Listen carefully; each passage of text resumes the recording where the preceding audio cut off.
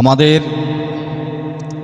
ইসলামী আন্দোলন বাংলাদেশে যে কার্যক্রম, এই ব্যাপারে আমরা সকলেই স্পষ্ট, সকলেই ক্লিয়ার। বাংলাদেশের রাজনৈতিক দল আরও আছে, সকলের যার যার ব্যক্তিগত স্বার্থ নিয়ে সামনের দিকে অগ্রসর হচ্ছে। হ্যাঁ, আমাদেরও একটা স্বার্থ আছে, তাদেরও যেমন একটা স্বার্থ আছে, আমাদেরও স্বার্থ আছে। তারা যে স্বার্থ নিয়ে সামনের দিকে অগ্রসর হচ্ছে, তাদের মূল স্বার্থ যেটা ছাড়া মানুষ দুনিয়াতে চলতে পারে না, সেটা হচ্ছে টাকা। তারা যে রাজনীতি করছে, যে স্বার্থ নিয়ে সামনের দিকে অগ্রসর হচ্ছে, তাদের ফ্যামিলিও চলছে, পকেটও গরম হচ্ছে, তাদের কার্যক্রমও চলছে। তাদের মূল পেশা হচ্ছে রাজনীতি, আর আমাদের মূল পেশা কোনো রাজনীতি নয়। আমাদের সকলেরই ব্যক্তিগত চাকরি, ব্যবসা বাণিজ্য সব কিছু আছে। তো আমাদের ব্যক্তিগত কাজ, রাজনৈতিক, দুইটাকে সমন্বয় করে আমরা সামনে দিয়ে অগ্রসর হইতে হয়। অনেকে হয়তো যারা নতুন সাথী ভাই হয়তো মনে মনে বলতে পারেন যে ইসলামী আন্দোলন হাত পাকার লোক এত বেশি না, কম। তাদের সাথে থাকলে কি আমরা জীবনে কোনোদিন ক্ষমতায় আসতে পারবো, জীবনে কোনোদিন কিছু করতে পারবো?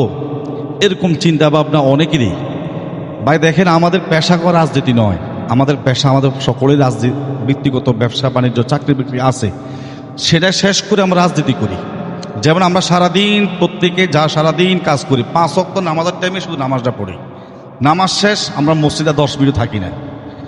ঠিক আমরা আমাদের পুরা মাস আমরা চাকরি করি, যখনই আমাদের রাজনৈতিক আমাদের যখন ঘোষণা আসে বা আমাদের সভাপতি সাহেব যখন আমাদের ডাক দেয়, তখন আমরা উপস্থিত হই।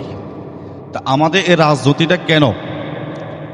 সম্পূর্ণ এই বাংলাদেশে, এই পৃথিবীতে, এই দেশে একমাত্র আল্লাহ এবং রাসূলের হুকুম, আহকাম, কোরআন এবং হাদিসের জ্ঞান সকলের মাঝে পৌঁছাই দেওয়া, এটা হচ্ছে আমাদের কাজ। তো এই কাজটা হচ্ছে সম্পূর্ণ একটা ইবাদত। সম্পূর্ণ কি? ইবাদত। তো ইবাদতটা সারাদিন তা করা যায় না। যেমন যারা যে পেশা নিয়ে আছে, আমি চাকরি করি, সারাদিন চাকরিই করি। যারা রাজনীতির মাধ্যমে যার পকেট গরম হয়, সে সারাদিন রাজনীতি করলে সমস্যা নাই, তার পকেট তো গরমই হচ্ছে। আর আমি তো সারাদিন রাজনীতি করলে ভাই আমার লাভ হবে না, কারণ আমাদের তো আর চাকরিও আছে, পেটও আছে, পরিবারও আছে। সব কিছু মিলে হচ্ছে আমরা সংখ্যায় কম হই না বেশ হই, সেটা বড় বিষয় না। আমার দ্বারা ইসলামের কাজ কতটুকু হচ্ছে, সেটা হচ্ছে বড় বিষয়। আমি যদি আজকে আমি এখানে আসছি, এটার দ্বারা কি আল্লাহ তাআলা আমাকে জাযা দিবে না? অবশ্যই দিবে। আমি এখান থেকে বাড়ি যাওয়া পর্যন্ত যতটুকু থাকে, আমি এই কাজে যতটুকু সময় দিচ্ছি, সেটা জাযা আল্লাহ তাআলা অবশ্যই আমাদেরকে দান করবে ইনশাআল্লাহ। তা আমরা কিভাবে কাজ করব, কিভাবে সামনে দিয়ে অগ্রসর হব? সামনে আমাদের উপজেলা নির্বাচনে আসতেছে, ইউনিয়ন নির্বাচনে আসতেছে, আমাদের মেম্বারি নির্বাচন আসতেছে। এই বিষয়গুলি আরও কিছু বিষয় যেগুলো আছে, আমাদের যারা দায়িত্বশীল বিন্দু আছেন, আমাদের কাজকে যেভাবে নির্দেশনা দিবেন, সে অনুযায়ী আমরা সামনে দিয়ে কাজ করব। ভাই আমরা আমাদের হাফেজ শাহরিয়ার যেটা বলছে যে আমরা একটা ছুটি নিচ্ছি, বা ছুটি এতদিন থাকে না, ছুটি শেষ অনেক আগেই। আমরা ছুটি আর না কাটিয়ে আমরা সামনের দিকে অগ্রসর হতে থাকি। আমরা আমাদের কাজকে সামনে রেখে আমরা অগ্রসর হতে থাকি।